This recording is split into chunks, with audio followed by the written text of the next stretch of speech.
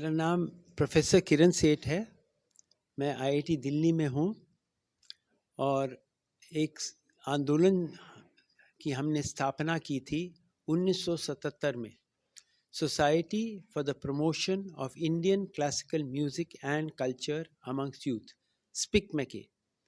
इसका उद्देश्य ये है कि हम अपनी संस्कृति को स्कूल और कॉलेज के बच्चों के लिए स्कूल और कॉलेजों में ले जाएं और अपने शास्त्रीय संगीत, शास्त्रीय नृत्य, लोक कलाएं, हस्तशिल्प, योग और ध्यान, चलचित्र, ये सारी चीज़ें हम स्कूल और कॉलेज में ले जाते हैं। हम करीब एक साल में कोविड से पहले 5000 कार्यक्रम कर रहे थे, 500 शहरों में देश में और 50 विदेश में। ये साइकिल यात्रा जो मैं कर रहा हूँ, इसके 3 उद्देश्य हैं। हम चाहते हैं कि हर एक बच्चे तक हम पहुँच पाएँ। हमें बहुत लोगों की ज़रूरत है, तो मैं अल्पना जी के सहयोग के साथ कोशिश ये कर रहा हूँ कि इसकी जो वॉलंटियर बेस को बढ़ाने के लिए, ये तो पहला उद्देश्य है। दूसरा उद्देश्य तो सब जानते हैं कि स्वास्थ्य के लिए अच्छा होता है, पर्यावरण के लिए अच्छा होता है, मानसिक स्वास्थ्य के लिए भी और आध्यात्मिक विकास के लिए भी बहुत इसका बहुत लाभ है अगर हम एकांत में साइकिल करें। और तीसरा जो इसका उद्देश्य है वो है, हम थोड़ा थोड़ा महात्मा गांधी के जो आइडियल्स हैं उसको भूल रहे हैं, सिंपल लिविंग, हाई थिंकिंग, वो भी उसका प्रचार प्रसार करने के लिए मैंने ये साइकिल यात्रा राजघाट से शुरू की, साबरमती आश्रम तक गया, अब मैं वापस राजघाट जा रहा हूँ। मैंने शुरुआत की राजघाट 11 मार्च को और मैं 5 जून को वहाँ वापस पहुँचूँगा विश्व पर्यावरण दिवस पे। ये करीब 2500 के 73 साल मैं बड़ा हुआ हूँ आईआईटी खड़गपुर में, जहाँ मेरे पिताजी फर्स्ट प्रोफेसर थे आईआईटी के। ये प्रेरणा तो इसलिए मिली है क्योंकि हम देख रहे हैं कि युवा जो है वो भाषण से बात नहीं सुनेंगे। आजकल भाषण नहीं कोई सुनना चाहता, आपको उदाहरण अपने एग्जाम्पल से करना होगा। तो मैंने ये सोचा कि साइकिल से लोग सामने आएंगे, कहेंगे देखो ये 73 साल का क्यों साइकिल कर रहा है, कैसे साइकिल कर रहा है। उसके थ्रू ये जो मैसेज है जो स्पिक मैके का, कि हमारे शास्त्रीय संगीत, लोक कलाओं, इनके साथ जोड़िए, तो वो आसान हो जाता है।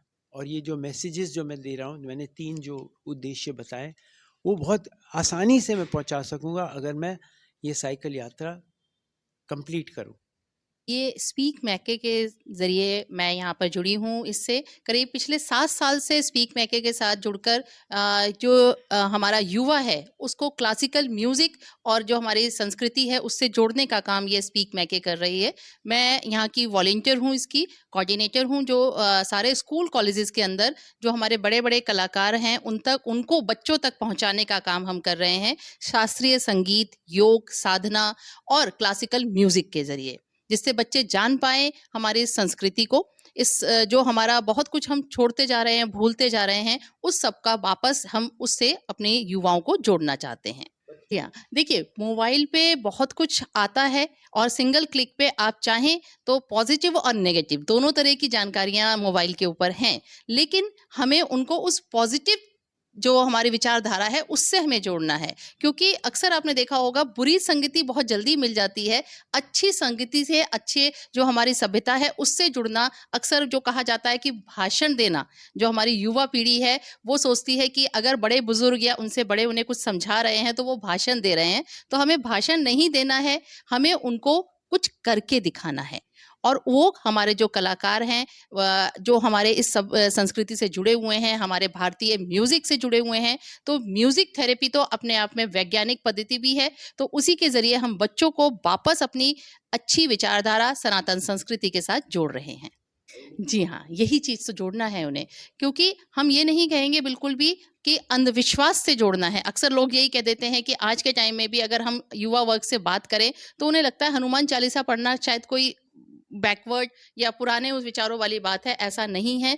ये जो चीज़ें हैं, जो हमारी रामायण है, अगर आपको भी याद होगा जब रामायण का सीरियल का प्रसारण किया जाता था, उस समय में मैंने खुद देखा था, मेरे बचपन की बात है, बच्चों के अंदर प्रणाम करना, एक दूसरे को, बड़े को छोटे को सम्मान के साथ बुलाना और पैर छूना, जय श्री राम, जय हनुमान, और ये चीज़ें जो थी ना बच्चों के अंदर आनी शुरू हो गई थी। तो अगर हम चाहें तो हम कहने के बजाय अगर उन्हें करके दिखाएं तो उसका असर ज़्यादा होता है। देखिए, धार्मिक ग्रंथ तो ये आते हैं हमारे पास, जितने भी हमारे वेद हैं अगर हम उन्हें पढ़ते हैं तो वेदों के अंदर, हर वेद के अंदर एक एक अलग अलग तरह की विचारधारा को बताया गया है। समाज को कैसे संगठित करना है समाज के अंदर, क्योंकि सबसे छोटी इकाई जो है वो परिवार है। परिवार के अंदर बड़े छोटे का सम्मान, एक साथ बैठकर बातचीत करना, और उसको कैसे हम उनको आने वाली जो हमारी नई योजनाएं हैं या जो हमारा भविष्य है उससे हम जोड़ सकते हैं। तो बच्चों को ऐसी बात नहीं है, रामायण भी पढ़ाइए, उन्हें गीता भी पढ़ाइए, और अगर जरूरी है, अगर दिन सुबह और शाम वो अपने माता पिता को प्रणाम करते हैं, ईश्वर के बराबर हैं, ईश्वर को प्रणाम करते हैं, तो वो, जी हाँ, नहीं, हनुमान चालीसा बिल्कुल कर सकते हैं, क्योंकि अगर आपको भी जानकारी होगी, हनुमान चालीसा या सुंदरकांड जो है वो हमें एक प्रेरणा देता है कुछ अच्छा करने की। हनुमान चालीसा भी, जहाँ तक मेरी जानकारी है, उस समय की गई थी जिस समय हनुमान जी जो हैं वो समुद्र जाके, श्रीलंका जाके वो सीता जी को ढूंढने जा रहे थे, तो उस समय उनकी शक्तियों को उनको याद दिलाया गया था। तो वो शक्तियां, यानी कि व्यक्ति के अंदर की जो ताकत है उसको बाहर निकालना है, और उसको एक सही तरीके से, शक्ति को भी सीमित दायरे में लाकर अच्छे तरीके करना है।